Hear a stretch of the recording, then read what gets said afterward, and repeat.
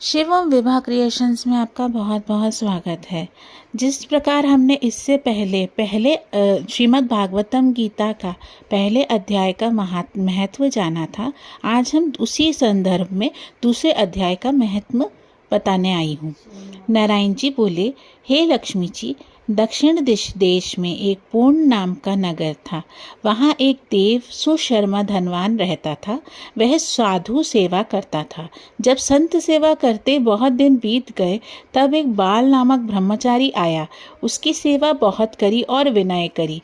हे संत जी, मुझे कृपा कर श्री नारायण को पाने का ज्ञान उपदेश कीजिए, जिससे मेरे जीवन का कल्याण व मुक्ति होए। तब ब्रह्मचारी ने कहा, मैं तुझे गीता जी के दूसरे अध्याय का पाठ सुनाता हूँ। उसके सुनने मात्र से ही तेरा कल्याण होगा। तू उसे श्रवण कर। एक अयाली वन में बकरियां चराता था और वहाँ मैं भजन करता था। एक दिन रात को अयाली बकरियां लेकर घर को चला। मार्ग में एक सिंह बैठा था। एक बकरी सबसे आगे चली आती देखकर सिंह भाग गया। तब अयाली यह आश्चर्य देखकर बड़ा चकित हुआ और मैं वहाँ आ खड़ा हुआ। उस चरवाहे ने मुझे कहा, मैंने यह आश्चर्य देखा कि बकरी को देखकर शेर डर के भाग गया। तुम त्रिकालज्ञ हो, वह वृतांत मुझे कह सुनाओ। संत ने कहा, हे अयाली, मैं तुझे एक पिछली वार्ता सुनाता हूँ। यह बकरी पिछले जन्म में डायन थी। जब इसका पति मर गया, तब यह बड़ी डायन हो गई। जिस सुंदर लड़के को देखे उसे खा लेवे। और यह शेर पिछले जन्म में फंदक था।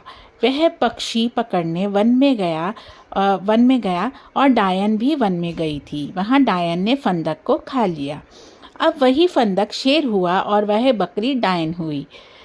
शेर को पिछले जन्म की खबर है, इसलिए बकरी को देखकर शेर ने जाना कि अब भी तुझे खाने आई है। तब अयाली ने कहा, मैं पिछले जन्म में कौन था? तब संत ने कहा, तू पिछले जन्म में चांडाल था। अयाली ने कहा, हे ब्रह्मचारी जी, कोई उपाय भी है जिससे हम तीनों ही उस उधम देह से छूट जाएं? तब संत जी ने कहा, हम तुम तीनों का उद्धार करते हैं।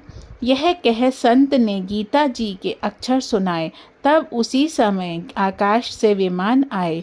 तब उन सबों को विमानों में चढ़कर वैकुंठ लोक को गए। उधम देह को से छूटकर देव देह पाकर वैकुंठ को चला। तब श्री नारायण जी ने कहा, हे लक्ष्मी, जो